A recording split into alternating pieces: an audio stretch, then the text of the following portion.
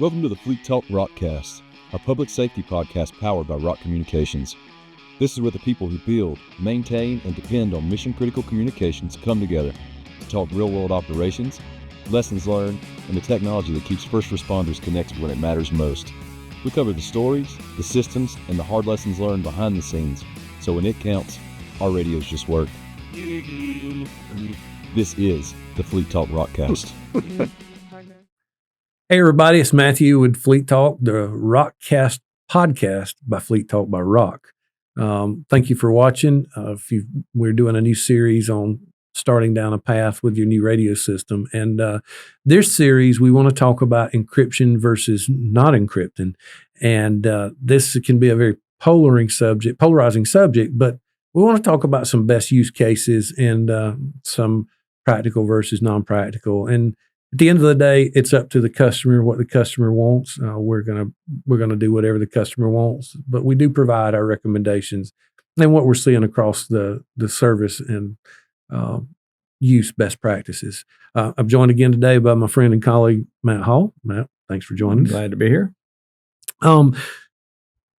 In previous podcasts, we talked about our background and our history, and we get a lot of questions about whether me as an agency should encrypt versus not encrypt.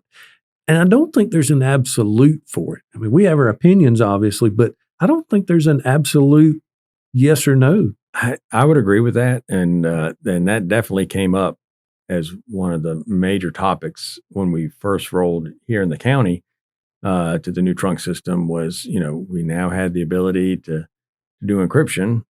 We had it before in analog, but yeah. You've heard that analog encryption, and it's nothing to write home about. So that was one of the, believe it or not, one of the more major topics at the time of making that transition of what to encrypt, what not to encrypt. The easy things to encrypt were straightforward, right? Narcotics, SWAT talk groups, that sort of thing. But the discussion when it came up to dispatch talk groups and operations talk groups and all that kind of stuff is where, there was a lot of, like you said, both sides of it. So yeah, it can definitely generate some discussions and opinions. Well, and I think too, a lot of it is the technology. 20 years ago, if you wanted to hear what was going on, you had to have a scanner. As technology started evolving, you had to upgrade your scanner to keep up with the technology. And then we started seeing smartphone apps. You started seeing online streaming services. And then most recently, we've started seeing these AI monitored streaming services. I know one of my customers talked about they recently made the decision to encrypt a lot of their stuff because they were training, they were doing an active attack training scenario on one of their training channels. We'll call it that, to keep from disclosing the customer. And it was an active attack scenario. And so they dispatched it out as a training, announced it exercise, and the streaming service with AI captured it and pushed out over the app that there was an active attack at this school that they were training at. I had not heard about that. And, so of course it stirred up a whole frenzy. And if you've never been in public service trying to manage information, and then social media gets a hold of it, it's horrible. It is awful to get a hand around. And so that agency made the decision to encrypt because of that. And, I can't fault that. No. I can't. And then you've got others that decide, we're going to keep our dispatch channels in the clear, but our tactical channels are going to go encrypted. That's a use case scenario that each customer has to make that decision. Right. Yeah. And there's two sides to every story. Yeah. So, I mean, different opinions. And, but I had not heard of the incident you're referring to, but I have seen some of the apps now that, you can pull up a map, and it shows your current location, and it'll pull up call information and actually the dispatched audio. And I was wondering how they were doing that. So I guess, AI is. It is. And one of them I saw, everything. And again, the technology is pretty cool. I mean, I'd love to tell you it's the devil. I think it's really cool. One of the apps I saw, and I even if I knew the name, I couldn't call it. When it pushed out an alert, it had it at the bottom of the notification, you voted on, was it accurate or not? And so if you're an enthusiast and you're listening and it was, that was spot on, you could vote. Yeah, no, it was legit. Or if it was a wreck in front of Lowe's, there it is. There's cars busted up right in front of Lowe's, and you could vote, or you could hit the button. And so AI is cool and scary as it is. Of course, we laugh about it. Yeah. AI. Has nobody ever watched Terminator? That's right. That's right. The original. But I think it is pretty cool that it gives the user that. But, and both of us talked about, you mentioned earlier, narcotics, SWAT, CID.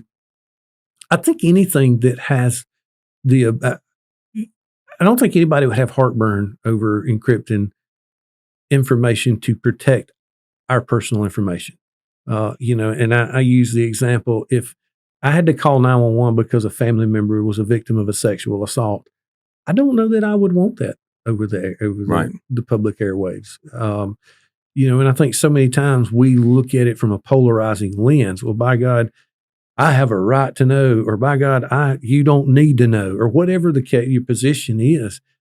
I think in most cases, people do it to try to protect people, to try to protect the innocence. I would agree with that because, and when we rolled over to the trunking system, we chose not to encrypt our dispatch talk group, but we had mobile CAD. Yep. So we would always opt to, if there was sensitive information, names, descriptions of what's incidents or what's happened, they dispatch the call and tell the officer, check your CAD or for more details.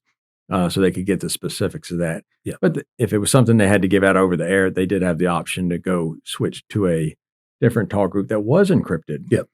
If it was something they had to give out, say the officer was not in his car, not near his CAD, so they could do that. But and trust me, as a scanner enthusiast and listening to scanner since I was 16, I get it. I mean, it's a cool hobby, and the true scanner enthusiasts are, I don't think the ones that anybody really has to worry about. They do it as a hobby. It's the ones that want to turn it into something different. That was always came up when I was in narcotics. Every once in a while you catch somebody that had a scanner on them. Yeah. So it serves a purpose at that point because they'd be monitoring what they could. Obviously, with the changing technologies, scanners are not something you run down to your local store and buy anymore. Radio Shack, unfortunately, No, as much as I like Radio Shack, it was great store in its day. But if you really want to listen to good quality communications, you're going to drop $700 to $1,000 on a good quality scanner that's going to work on all the new digital platforms and stuff. Still won't pick up the encryption, obviously, but just to pick up the clear traffic. It's not a poor man's hobby. It is not. And I tell you, one of the things that, all of us and everybody, all of our customers, we encourage our customers this: when you start looking at encrypting, make sure you're not creating yourself an island. We recommend using mutual aid keys. I know we have a statewide mutual aid key, and most of our customers use that mutual aid key, with the exception of some of the exclusive things. Each agency may create their own encryption key for a specific need. But as a general rule, because you don't want to become less interoperable. Correct. And so I think that's a good bit. Is there anything that you can think of we can recommend to our viewers to think about when it comes to encryption? I think it goes in a lot with depending on how they're going to use talk groups for what purposes and the SOPs for that, their dispatch procedures, how does that correlate to what information do they give out over the air? If they're not giving out information that could be compromising, if they're doing that strictly, some departments put strictly that information has to go over the CAD and they don't give it out over the air. Yep. So, there's a lot of things to consider there, but I absolutely totally agree that if you're going to go down the road of encryption, use, if applicable, a mutual aid key, and make sure that you do everything you need to make sure you're sharing that key in the talk groups with other agencies to make sure you're not putting yourself on that island or creating yourself a headache because somebody's coming to help you and now all of a sudden they can't talk to you because of that barrier of the encryption. But yes, absolutely. Lots of things to consider. If you want to, encryption, like you said at the beginning, it has its place. Yep. You just need to make sure that it's used where it's not going to become a problem or cause additional problems. Yeah, and I think every agency has to make a decision over. I had a good friend as chief of police. He used to say, when you're deciding something, you need to ask yourself, is the juice worth the squeeze? That's very true. And I think it doesn't matter what you do, but balancing the protecting sensitive information and personal information with the public's right to know is a tough line. And if you need more information, or if you want to know about encrypting versus not encrypting, what the capabilities of the systems are, as always, reach out to us at fleettalkbyrock.com. If you want information about buying radios, sales at fleettalkbyrock.com. Thanks for watching, and we look forward to seeing you on the next podcast. See you.